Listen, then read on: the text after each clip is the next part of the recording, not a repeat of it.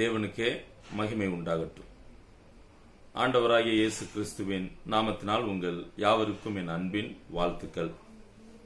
Exodus டிவியின் அருளுரை துளிகள் என்ற நிகழ்ச்சியின் வாயிலாக இந்த காலை வேளையில் தேவனுடைய வார்த்தையோடு உங்களை சந்திப்பதிலும் நான் மிகுந்த மகிழ்ச்சி அடைகின்றேன். இன்றைய காலை தியானத்திற்காக யோபுடைய சரித்திரம், அந்த யோபினுடைய புத்தகம் 1ஆம் அதிகாரம் 1வது வசனத்தை நான் வாசிக்க விரும்புகின்றேன். யோபு 1:1. ஊத்ஸ் தேசத்திலே யோபு என்னும் பேர் கொண்ட ஒரு மனுஷன் இருந்தான். அந்த மனுஷன் உத்தமனும் சன்மார்க்கனும் தேவனுக்கு பயந்து பொல்லாப்புக்கு விலகுகிறவனுமாய் இருந்தான். நான் வாசித்த இந்த வசனம் நாம் யாவருக்கும் அறிந்த வசனம்தான். அதாவது யோபுவை குறித்ததான சில நல்ல குணாதிசயங்கள், அதாவது யோபு யார் என்பதற்கான பதில் இந்த முதல் வசனத்தில் இருக்கிறது. சரி, இந்த வசனத்தின் அடிப்படையில் யோபுவினுடைய குணாதிசயங்களை இன்றைக்கு நாம் சிந்திக்க போகின்றோம். The characteristics of Job. இந்த யோபுவினுடைய குணாதிசயங்களை நாம் சிந்திப்பதற்கு முன்பதாக இந்த புத்தகத்தை குறித்ததான ஒரு சில முன்னுரைகளை நாம் அறிந்து கொள்வது அவசியம். சரி, இந்த புத்தகம் பார்த்தீங்க அப்படின்னா, the book of Job can be considered as the earliest book in the Bible. அதாவது வேதாகமத்திலேயே ஆரம்ப நாட்கள் அல்லது ஆரம்ப புத்தகமாக இந்த புத்தகம் தான் வர வேண்டும். ஏனென்றால் இந்த புத்தகத்தில் வரக்கூடிய அந்த வரலாற்று பின்னணி சூழல்களை வைத்து நாம் பார்க்கும்போது யாத்ராகமம், ஆதியாகமம், அங்கே வாழ்ந்த நபர்களோடு பல தொடர்புகள் இவருக்கு இருக்கிறது. எனவே அவர் அந்த முற்பிதாக்களின் காலகட்டத்தை சார்ந்தவராக இருக்கிறார். எனவே இந்த புத்தகத்தில் சொல்லப்படுகின்ற பல விஷயங்கள் ஆரம்ப நாட்களில் நடந்ததான நிகழ்வுகள். எனவே இந்த புத்தகம் வேதத்தினுடைய ஆரம்ப கால புத்தகம் என்று அழைக்கப்படுகிறது. சரி, உதாரணமா பார்த்தீங்கன்னா நான் சொன்னேன், முற்பிதாக்களின் காலகட்டத்தோடு சார்ந்தது. ஆபிரகாம், ஈசாக்கு, யாக்கோபு, யோசேப்பு போன்றவர்களோடு வாழ்ந்த காலகட்டத்தில் இவரும் வாழ்ந்திருக்கிறார். இப்ப இந்த புத்தகத்தில் நம்ம பார்த்தோம் அப்படின்னா, it tells the story of a man who loses everything, அதாவது his wealth, his family and his health and wrestles with question why. அதாவது இந்த புத்தகம் எவ்வாறு ஆரம்பிக்கிறது அப்படின்னா, தேவனுக்கு பயந்திருந்த ஒரு மனிதன் அவர் எல்லாவற்றையும் இழந்த நிலைமையில், அவருடைய ஐஸ்வர்யம், அவருடைய குடும்பம், அவருடைய சரீரம், இதையெல்லாம் இழந்த நிலையில் இது ஏன் என் வாழ்க்கையில நடந்தது என்ற ஒரு கேள்வியோடு இந்த புத்தகம் ஆரம்பிக்கிறதை நாம் பார்க்கலாம். அதைத் தொடர்ந்து the book begins with a debate between God and Satan. அடுத்து பாத்தீங்க அப்படின்னா, தேவனுக்கும் சாத்தானுக்கும் இடையே நடக்கக்கூடிய உரையாடலை நாம் இந்த புத்தகத்தில் காணலாம். உரையாடல், அதாவது அந்த யோபுவினுடைய வாழ்வில் பாடுகள் நிமித்தமாக என்னென்ன காரியங்கள் அவருக்கு நேர்ந்தது, நடந்தது என்பதை சொல்லி, தேவனுக்கும் சாத்தானுக்கும் இடையே என்ன உரையாடல் நடக்கிறது என்பதை இது சொல்லுகிறது. அதைத் தொடர்ந்து there are 3 cycle of speeches, 3 சுற்று பேச்சுக்கள் இதில் உண்டு. யோபுவுக்கு 4 நண்பர்கள் இருந்தார்கள். முதலாவது எலிப்பாஸ் என்று சொல்லக்கூடியவர், இரண்டாவது பில்தாத் என்று சொல்லக்கூடியவர், மூன்றாவது சோஃபார். இந்த 3 நபர்களும் யோபுவிடம் 3 முறை சுற்றுக்களை பேசி பயன்படுத்துறாங்க. அதற்கு யோபுவும் பதில் சொல்லுகிறார். அதைத் தொடர்ந்து 32 36 அதிகாரங்கள்ல அவருடைய 4வது நண்பர் எலிகு என்பவரும் வருகிறார். சோ எலிகுவும் யோபுவிடம் சில ஆலோசனைகள் அவர் கொடுக்கிறார். இப்படித்தான் இந்த புத்தகம் ஆரம்பிக்கிறது, போகிறது. சரி, அப்ப ஆரம்பம், ஒரு மனிதன் எல்லாவற்றையும் இழந்த ஒரு நிலையில் இருக்கிறார். அதற்கான காரணத்தை தேடுகிறார். தன் நண்பர்கள் அவரிடம் பல காரணங்களினால் உன் வாழ்வில் நீ பாடுகளை அனுபவிக்கிறாய் என்று அவர்கள் சொல்ல ஆரம்பிக்கிறார்கள். கடைசியில் இந்த புத்தகம் தேவனுடைய இறையாண்மையோடு முடிகிறது. அதாவது யோபு, இந்த end, ஜோப் acknowledges the sovereignty of God in his life. அவருடைய வாழ்வில் தேவன் என்ன திட்டம், நோக்கம் வைத்திருக்கிறாரோ அதை எவ்வாறு நிறைவேற்றினார் என்பதை யோபு அவரால் அறிந்து கொள்ள முடிந்தது. அவருடைய வாழ்வில் தேவனுடைய இறையாண்மையை அவர் புரிந்து கொள்ளுகிறதை நாம் காண முடியும். இதுதான் இந்த புத்தகம் விளக்கக்கூடிய காரியம். அடுத்து, இந்த புத்தகத்தை குறித்து அநேகர் பலவித கருத்துக்களை முன்வைத்திருக்கிறார்கள். டென்னிசன் அப்படின்னு சொல்லக்கூடியவர் இப்படியாக சொல்லுகிறார், it is the greatest poem whether of ancient or modern literature. அதாவது பழம் காலமாக இருந்தாலும் சரி, இன்றைய நவீன காலமாக இருந்தாலும் சரி, எல்லா காலகட்டத்திலும் ஒரு சிறந்த இலக்கியம் யோபு என்று சொல்லுகிறார். மார்ட்டின் லூத்தர் என்ன சொல்லுகிறார்? It is the more magnificent and sublime than any other book of the scripture. அதாவது வேதாகமத்தில் இந்த விதமான புத்தகத்தை போன்று வேறு எந்த புத்தகமும் இல்லை என்று அவர் சொல்லுகிறார். மூன்றாவது, விக்டர் ஹியூகோ அப்படின்னு சொல்லக்கூடியவர் இப்படியாக சொல்லுகிறார், the greatest masterpiece of human mind.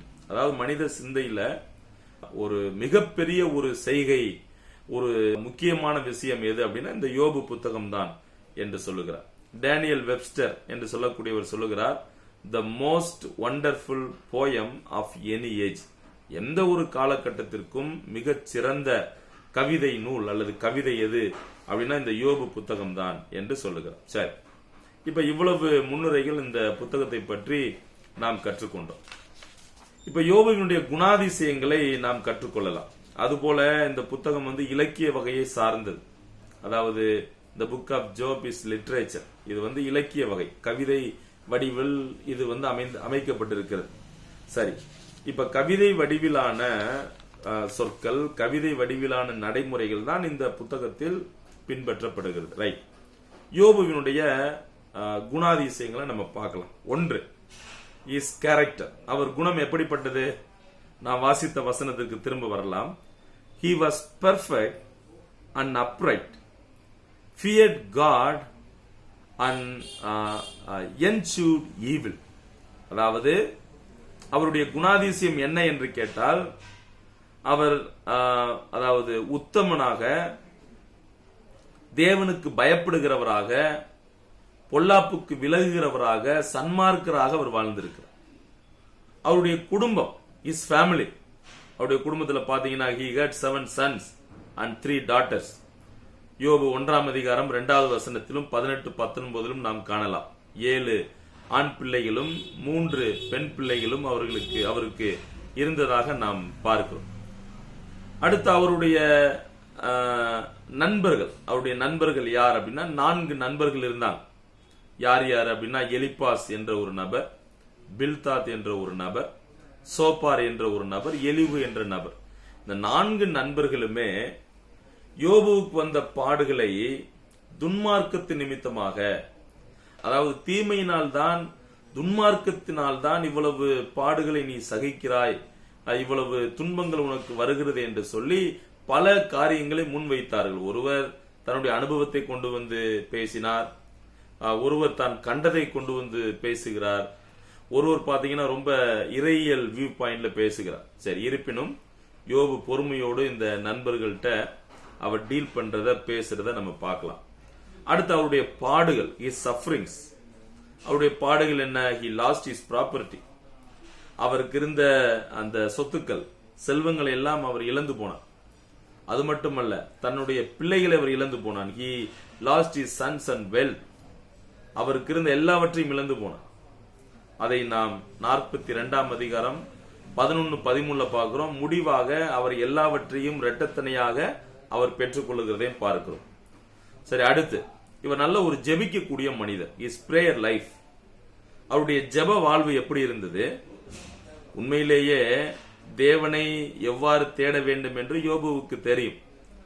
யோபு அநேக வேளைகளில் தேவனோடு நன்றாக உறவாடுகிற, ஐக்கியம் கொள்ளுகிற நிகழ்வுகள் எல்லாம் நாம் காண முடியும். அப்ப இவர் தேவனோடு ஜெப வாழ்வை மேம்படுத்தக்கூடியவராக இருந்தார். தேவனை தேடுவதற்கு அவர் முயற்சித்தார். So Job knew how to seek God. தேவனை எவ்வாறு தேட வேண்டும் என்பதை அவர் அறிந்திருந்தார். எவ்வாறு? ஜெபத்தின் மூலமாக. சரி, இவர் ஜெபித்த ஜெபத்தை நாம் பார்த்தால் நிச்சயமாக நம்மை ஆச்சரியத்திற்குள்ளாகும். 16ஆம் அதிகாரம் 17வது வசனத்தில் பியூரிட்டி ஆஃப் பிரேயர், ஜெபத்துல பரிசுத்த தன்மை காணப்பட்டதை நாம் காண முடியும். 22ஆம் அதிகாரம் 27வது வசனத்துல ப்ராஃபிட்டபிள் பிரேயர், அதாவது லாபமாக மற்றவர்களுக்காக பேசக்கூடிய செய்யக்கூடிய ஒரு ஜெபம். அடுத்து 33ஆம் அதிகாரம் 26வது வசனத்துல ஜெபத்தினுடைய ஆசீர்வாதத்தை அறிந்து ஜெபித்தார், அதாவது பிளஸட்னஸ் ஆஃப் பிரேயர். ஜெபித்தால் நிச்சயமாக ஆண்டவர் ஆசீர்வதிப்பார் என்ற நம்பிக்கையோடு அவர் ஜெபித்தார்.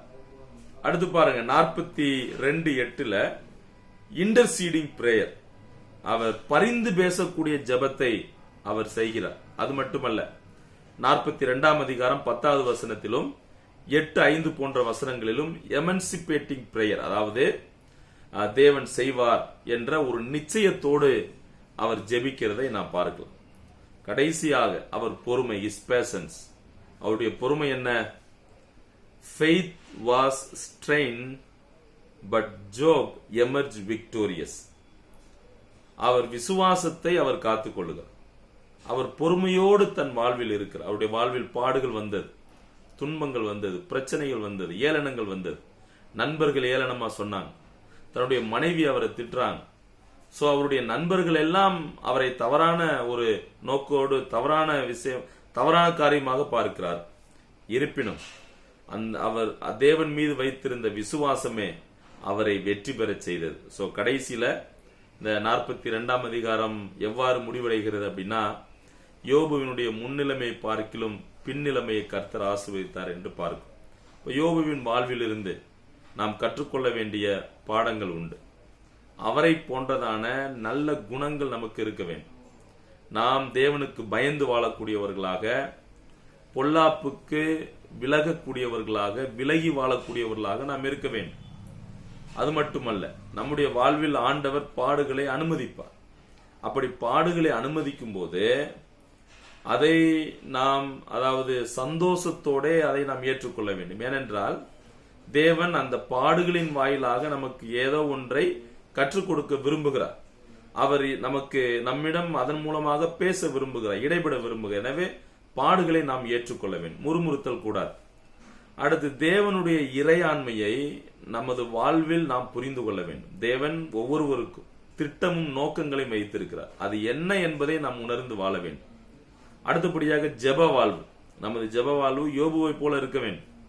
கடைசியாக நாம் சிந்தித்தோம், அவருக்கு அவ்வளவு சூழ்நிலைகளுக்கு மத்தியிலும் வாழ்ந்தாலும் அவர் பொறுமையோடு இருந்தார், விசுவாசத்தை காத்துக்கொண்டார், அவர் ஜெயத்தை பெற்றார், வெற்றி பெற்றார். சோ அந்த பொறுமை நமக்கு அவசியம். ஆண்டவர் நமக்கு உதவி செய்யட்டும். யோபுவினுடைய குணங்கள் போல நீங்களும் நானும் வாழ்ந்து அவர் நாம மகிமைக்காக வாழ ஆண்டவர் நமக்கு உதவி செய்வாராக. தேவனுடைய நாமம் மகிமைப்படட்டும். ஆமென்.